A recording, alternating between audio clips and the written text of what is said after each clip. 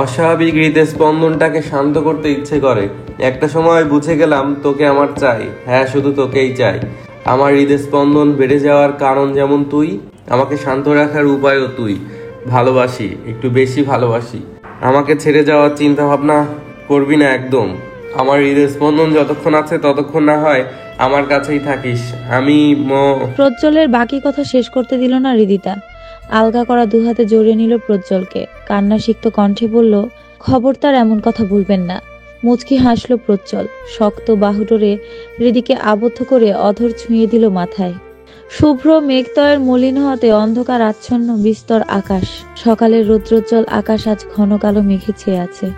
গাছের পাতায় ঢেউ খেলছে মৃদু বাতাস, সাথে তৈরি করছে রাস্তার বিষণ্ণ ধূলিকণার অস্থির কার্যক্রম। বারান্দায় দাঁড়িয়ে নির্জীব উদাসীন প্রকৃতির কর্মকাণ্ড নিখুঁতভাবে খেয়াল করছে হৃদিতা। ফ্যাকাশে রঙের আকাশটাকে হঠাৎ ওর কাছে ছাই রঙে রাঙানো শাড়ির অদলে কোনো এক রূপসী মনে হচ্ছে। হৃদির মন বেশ ফুরফুরে, তাই হয়তো উদাসীন প্রকৃতিকে ওর কাছে অন্য রূপ দিয়েছে। বারান্দার রেলিং ধরে মাথাটা সামনে এগিয়ে নিল হৃদিতা। খোলা চুলে মৃদু বাতাস খেলে যেতেই হেসে উঠল সে। মন ভালো করার গভীর প্রয়াসটা ঘটেছে আজ সকালে। ভোরের দিকে প্রজ্জ্বল বাসায় নামিয়ে দিয়ে যাওয়ার পর নামাজ শেষে একটা ঘুম দিয়েছিল হৃদিতা। হঠাৎ ড্রয়িং রুমের কিছু শোরগোলে হৃদির ঘর অবধি পৌঁছে যেতেই ঘণ্টাখানেকের ঘুমটা ভেঙে গেল তার। গোলযোগ সৃষ্টির কারণ খুঁজতে ঘরের বাইরে আসতেই ড্রয়িং রুমের কথোপকথন শুনে আটকে গেল সে। জয়ার বাবা নিজে এসেছেন বিয়েতে নাকচ করতে। তার ছেলেরা কি অন্য জায়গায় মেয়ে পছন্দ হয়েছে। হৃদিতাকে সে কোনোভাবে বিয়ে করতে পারবে না। প্রথমে ওসমান সাহেব অবাক হলেও পরবর্তীতে দুটো কটূক্তি শুনিয়েছেন জয়ের বাবাকে। জয়কে ক্যারেক্টারলেস উপাধি দিতেও পিছুপা হননি তিনি। তবে ভদ্রতার খাতিরে বেশি কথা বাড়াননি ওসমান সাহেব। ভদ্র কথায় বেরিয়ে যেতে বলেছেন জয়ের বাবাকে। জয়ের বাবা মাথা নিচু করে চলে গেছেন। সে তখন থেকে সেই খুশি হৃদিতা। ঘুমো ঘুমো চোখে দেখা দিয়েছে উচ্ছলতা। নিদ্রাহীন আখি পল্লব খুশিতে মাতোয়ারা হয়ে আছে সেই সকাল থেকে এখন পর্যন্ত। প্রকৃতির মায়ায় মুগ্ধতার ঘোর লাগা রেশ কাটল ফোনের তীক্ষ্ণ রিংটনে। বিরক্ত হলো না রিধি। শিথিল চাহনি ফেলে বারান্দার ছোট টেবিলে রাখা ফোনটার দিকে তাকালো। গুটি পায়ে এগিয়ে এসে ফোন হাতে তুলে নিল। ফোনের স্ক্রিনে তাকাতেই ফুরফুরে মনটা আরো ফুরফুরে হয়ে গেল তার। ফোন স্ক্রিনে গোটা অক্ষরের ডেভিল নামটা দেখেই ঠোঁটের কোণে খেলে গেল এক তৃপ্ততার হাসি। সকালের ঘটনাটা প্রজ্জ্বলকে জানানোর জন্য অস্থির হয়েছিল সে এতটা সময়। এতক্ষণ ফোন দেয়নি প্রজ্জ্বল ঘুমিয়েছিল বলে। কাল সারা রাত জেগে থাকার জন্য সকালের ঘুমটা নষ্ট করতে চায়নি রীতি। এখন যখন প্রজ্জ্বল নিজে ফোন দিয়েছে তখন আর অপেক্ষা করলো না সে। ফোনের টোন বেশিক্ষণ বাজতে না দিয়ে তড়িঘড়ি করে রিসিভ করে নিল। হ্যালো। ফোনের ওদিক থেকে অস্থির কণ্ঠের কথা কানে লাগতেই ভ্রু কুঁচকে ফেললো প্রজ্জ্বল। মৃদু হেসে ভনিতা করে বলল, বাপরে এত খুশি কেন তুই? হৃদিতা মাথা নিচু করে মুচকি হাসলো। প্রজ্জ্বল শুধু ওর হ্যালো বলাতেই বুঝে ফেললো অনেক খুশি। অদ্ভুত তো, তাহলে কি প্রজ্জ্বল ব্যাপারটা জানে? এসব ভাবতে ভাবতে আনমনে হৃদি বলে ফেললো, কি খুশি হওয়ার কারণটা আমাকেও বল, আমিও একটু খুশিতে তোর মতো লজ্জা পাই।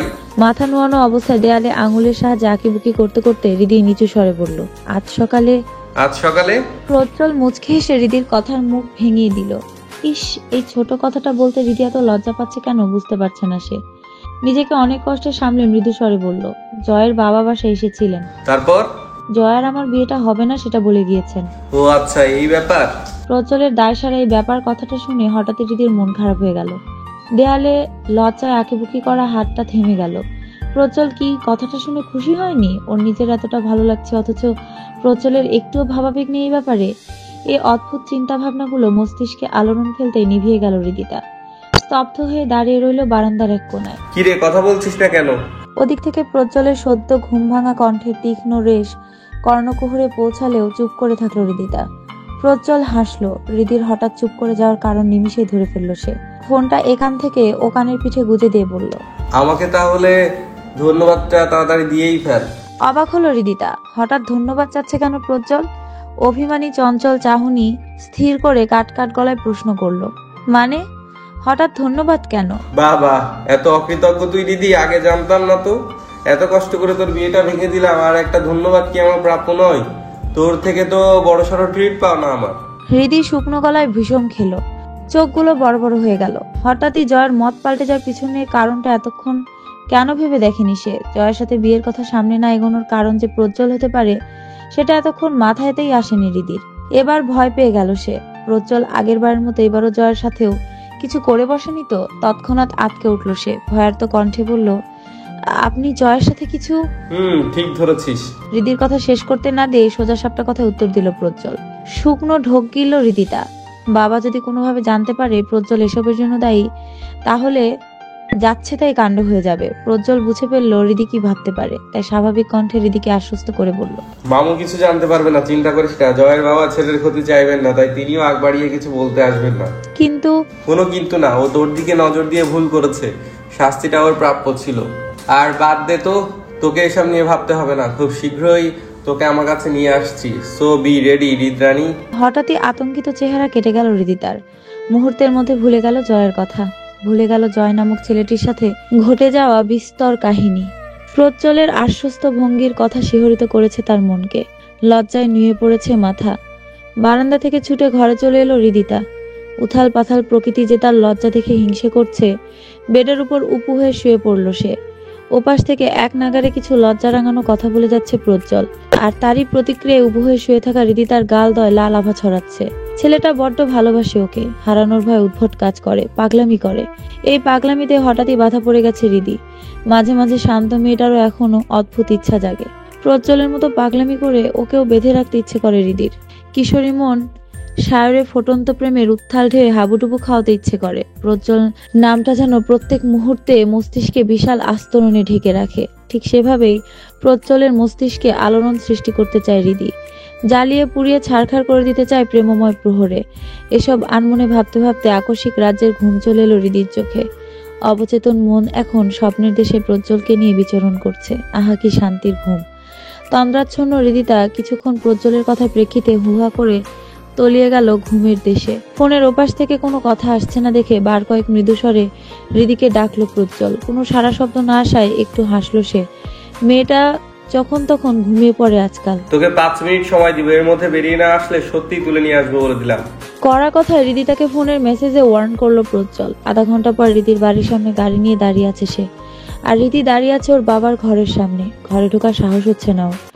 দিন কতক কেটে গেছে। ওসমান সাহেব বোনের সাথে খারাপ ব্যবহারে তপ্ত হলেও এখনো কথা বলেননি তিনি সংকোচে। সবার অগোচরে হাজারবার সুফিয়াকে ফোন দিতে গিয়েও আটকে গেছেন। কোথাও একটা বাধা হয়ে দাঁড়িয়েছে ইগো। হৃদির হঠাৎ বিয়ের খবরটা অনেক হার্ট করেছে তাকে। তবুও বড় বোনের সাথে আচরণটা ঠিক করেননি তিনি। তবে দুঃখিতটাও আর বলা হয়নি।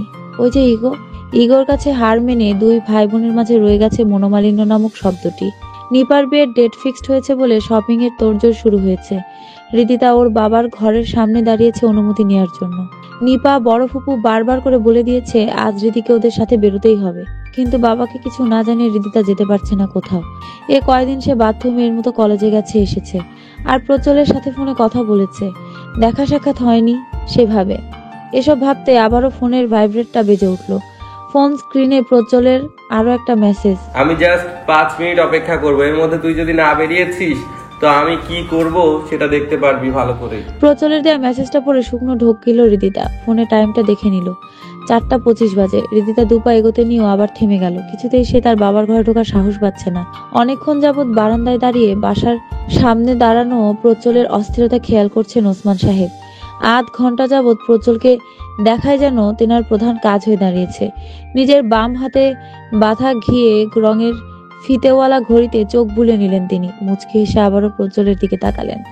রাগের বশে প্রজ্জ্বলকে কটু কথা শোনালেও নিজের বোনের ছেলেকে বেশ পছন্দ করেন তিনি। হ্যাঁ, প্রজ্জ্বল একটু উগ্র স্বভাবের, কিন্তু ছেলে হিসেবে অনেক গুণেই ভালো সে। ওসমান সাহেব আর মিনিট কয়েক অপেক্ষা করে ঘরের দরজার দিকে পা বাড়ালেন। হৃদিতার উপস্থিতি তিনি বুঝতে পারলেও এতক্ষণ প্রকাশ করেননি। মেয়ে যে তার অতটাও অবাধ্য নয় তার যথার্থ প্রমাণ আজ তিনি। হালকা ভিজিয়ে রাখা দরজা খুলে হৃদিতার সামনে দাঁড়ালেন ওসমান সাহেব। হাত দুটো পেছনে বেঁধে মুখ আটসাট করে গম্ভীর হওয়ার চেষ্টা করলেন। হৃদিতা হঠাৎ করে সামনে নিজের বাবাকে দেখে চমকে দুপা পিছিয়ে গেলেন। ভয়ার্ত দৃষ্টিতে একবার ওনার দিকে তাকিয়ে মাথা নিচু করে নিল সে। যেতে পারো তুমি। কথাটা বলে ওসমান সাহেব আবারও ঘরে ঢুকে গেলেন। হৃদিতার বড় বড় হয়ে যাওয়া চোখ জোড়া নিয়ে খুশিতে আত্মহারা হয়ে উঠল। ফোন স্ক্রিনে একবার তাকিয়ে দেখলো আরো 1 মিনিট বাকি আছে। ওনাটা ঠিক করে নিয়ে ততক্ষণে সে ছুট লাগালো। প্রজ্জ্বলের সামনে হাঁটুতে হাত চেপে ধরে হাবাতে লাগলো হৃদিতা। সময়ের মধ্যে আসতে গিয়ে নাজেহাল অবস্থা। একটু দূরেই প্যান্টের পকেটে হাত গুজে দাঁড়িয়ে আছে প্রজ্জ্বল। মুখে গম্ভীরতা বিরাজিত। রিদিতা কোমরে হাত দিয়ে জোরে জোরে শ্বাস ফেলে আবারও ফোনে টাইম দেখে নিল। এখনো 5 মিনিট শেষ হয়নি। তাহলে প্রজ্জ্বল রেগে আছে কেন? এতক্ষণ অপেক্ষা করে আছে সেজন্য? কৌতূহল নিয়ে প্রজ্জ্বলের দিকে তাকালো রিদিতা। তোর বাপ আমাকে কি ভাবে রে, কিডন্যাপার, ছেলে ধরা? প্রজ্জ্বলের কথা শুনে অদ্ভুত চাহনি দিল রিদিতা। কথাটা যে ও বুঝতে পারেনি তারই প্রমাণ এমন দৃষ্টি। রাতে বৃষ্টি নেমেছিল বিধায় আজ সারাদিনের পরিবেশ অনেকটাই শিথিল। সূর্যের প্রখরতা নির্লিপ্ত, তার উপর বিকেল গড়িয়েছে। এ সময় হালকা বাতাসের সাথে মিহির তার মিষ্টি সোনালি আড্ডা ছড়িয়েছে। সূর্যের নির্লিপ্ত আলোর থেকেও ধারালোতে যে প্রজ্জ্বলের সামনে অগ্নিমূর্তি ধারণ করে দাঁড়িয়ে আছে রিদিতা। কোমরে দুহাত চেপে জোরে জোরে নিঃশ্বাস নিচ্ছে সে। সবসময় তার বাবাকে নিয়ে ফাইজলামও একেবারেই সহ্য হচ্ছে না তার। এখন অসম্ভব রকমের রাগ হচ্ছে ওর। প্রজ্জ্বলের চুল ধরে টানাটানি করতে ইচ্ছে করছে। হাতে অনেক জোরে কামড় বসিয়ে সব রাগ মেটাতে ইচ্ছে করছে।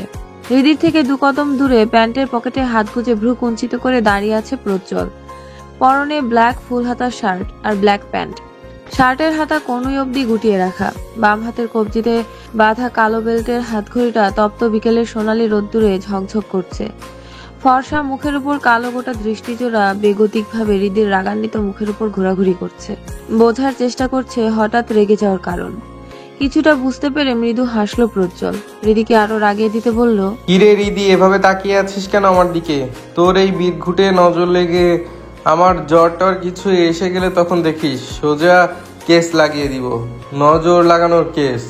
পুলিশ এসে যখন টেনে হিচড়ে নিয়ে গারদে পুরবে তখন বুঝবি নজর লাগানোর মজা। খবরদার রিদি, ওভাবে তাকাবি না আমার দিকে। কেস, জেল, পুলিশ, কি সব উদ্ভট কথা বলছে এই ছেলে। হৃদির তপ্ত নিঃশ্বাসের সাথে মেশানো রাগটা এবার এগিয়ে গেল গলা অব্দি। চড়াও হলো কণ্ঠনালী। প্রজ্জ্বলের দিকে কটাক্ষ চাহনি ফেলে বলল, সমস্যা কি আপনার? তোর বাবা কি? উনি আপনার মামা হয় না?